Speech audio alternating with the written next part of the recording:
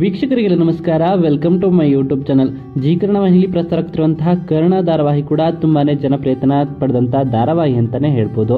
ಇನ್ನು ಕರ್ಣ ಧಾರಾವಾಹಿಯ ಕತೆ ಯಾವ ರೀತಿ ಸಾಗ್ತಾ ಇದೆ ಅಂತ ನೀವು ಕೂಡ ನೋಡಿದಿರಾ. ಕರ್ಣ ಧಾರಾವಾಹಿಯಲ್ಲಿ ನಿತ್ಯ ತೇಜಸ್ ಎಂಗೇಜ್ಮೆಂಟ್ ಕೂಡ ನಡೆದಿದೆ ಅಂತಾನೆ ಹೇಳ್ಬೋದು. ಇನ್ನು ನಿಶ್ಚಿತಾರ್ಥದ ಸಂಭ್ರಮದಲ್ಲಿದ್ದಂಥ ನಿತ್ಯಗೆ ಒಂದು ಅಪಘಾತ ಕೂಡ ಎದುರಾಗುತ್ತೆ.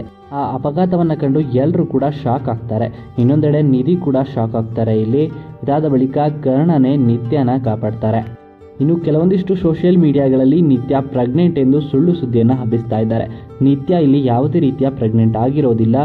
ನಿಶ್ಚಿತಾರ್ಥದ ಸಂಭ್ರಮದಲ್ಲಿದ್ದಂತಹ ನಿತ್ಯ ಸಡನ್ ಆಗಿ ಹೀಗಾಗಿದ್ದನ್ನು ನೋಡಿ ಶಾಕ್ ಆಗಿ ತಲೆ ಸುತ್ತಿ ಬೀಳ್ತಾರೆ. ಇದನ್ನ ನೋಡಿದಂಥ ಕರ್ಣ ನಿತ್ಯರನ್ನ ಹಾಸ್ಪಿಟ್ಲಿಗೆ ಕರ್ಕೊಂಡು ಬರ್ತಾರೆ. ತಾವೇ ಡಾಕ್ಟರ್ ಆಗಿರೋ ಕಾರಣದಿಂದ ಎಲ್ಲ ಚಿಕಿತ್ಸೆಯನ್ನು ಕೂಡ ಮಾಡ್ತಾರೆ.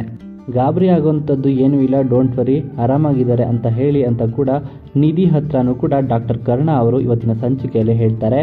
ಇನ್ನು ನಿತ್ಯ ಅವರು ಹುಷಾರಾಗೋದಕ್ಕೆ ಕರ್ಣ ಮತ್ತೆ ಸಹಾಯವನ್ನು ಮಾಡಿದ್ದಾರೆ. ಕೊನೆಗೂ ನಿತ್ಯಾಳಿಗೆ ಕರ್ಣನೇ ಕಾವಲಾಗ್ತಾನೆ ಅಂತಲೇ ಹೇಳ್ಬೋದು.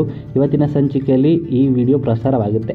ಇನ್ನು ಈ ವಿಡಿಯೋ ನಿಮ್ಗೆ ಇಷ್ಟ ಆಯಿತು ಅಂದರೆ ವಿಡಿಯೋಗೆ ಲೈಕ್ ಮಾಡಿ. ಇದೇ ರೀತಿಯ ಇನ್ನಷ್ಟು ಹೆಚ್ಚಿನ ವಿಡಿಯೋಗಳಿಗಾಗಿ ನಮ್ಮ ಚಾನಲ್ಗೆ ಸಬ್ಸ್ಕ್ರೈಬ್ ಮಾಡಿ.